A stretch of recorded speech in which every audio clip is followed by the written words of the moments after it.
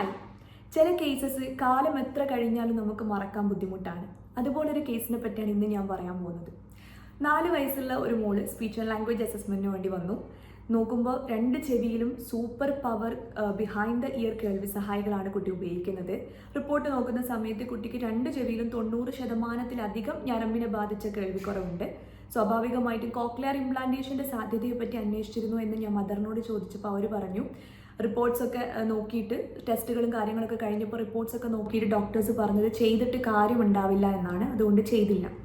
അപ്പോൾ ഞങ്ങളുടെ അസസ്മെൻ്റെ ഭാഗമായിട്ട് മദറിൻ്റെ പ്രഗ്നൻസി ടൈമിലെ പ്രോബ്ലംസ് ഒക്കെ ചോദിച്ചപ്പോൾ അവർ പറഞ്ഞു അവർ കുട്ടിയെ പ്രഗ്നൻ്റ് ആയിരുന്ന സമയത്ത് 2 മാസത്തിനും 4 മാസത്തിനും ഇടയിലായിട്ട് അവർക്ക് റൂബല്ല അഥവാ ജർമ്മൻ മീസൽസ് വന്നിട്ടുണ്ടായിരുന്നു എന്ന്. ഈ റൂബല്ല ഒരു പ്രഗ്നൻറ്റ് വുമന് വന്നു കഴിഞ്ഞാൽ ഗർഭസ്ഥ ശിശുവിൻ്റെ ഓർഗൻസിൻ്റെ ഡെവലപ്മെൻറ്റിനെ അത് ബാധിക്കും. അങ്ങനെ ബാധിച്ചു കഴിഞ്ഞാൽ കുട്ടിക്ക് കൺജനൈറ്റൽ റൂബല്ല സിൻഡ്രോം വരാനുള്ള ചാൻസ് ഉണ്ട്.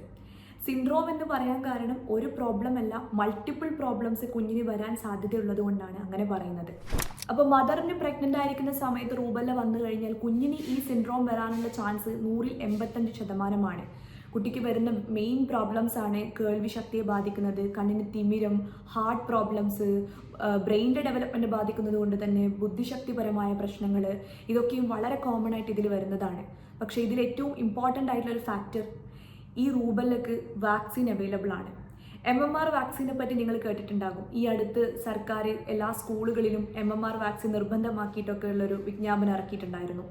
MMR വാക്സിൻ 3 രോഗങ്ങൾക്കെതിരെയാണ്: മംസ്, മീസൽസ്, റൂബല്ല. ഇത് ഈ മദർ ചെറുപ്പത്തിലോ അല്ലെങ്കിൽ മുതിർന്ന സമയത്തോ പ്രഗ്നൻസിക്ക് മുന്നെയോ എടുത്തിട്ടുണ്ടായിരുന്നെങ്കിൽ ഈ ഒരു റൂബല്ല അവർക്ക് വരില്ലായിരുന്നു.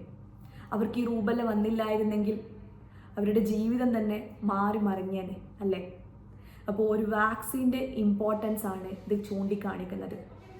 റൂബല്ല വാക്സിൻ MMR1 കുട്ടിക്ക് 9 മാസം ആകുമ്പോഴും 2ാമത്തെ ഡോസ് കുഞ്ഞിന് 16 തൊട്ട് 24 മാസത്തിൻ്റെ ഇടയിലുമായിട്ടാണ് നൽകേണ്ടത്.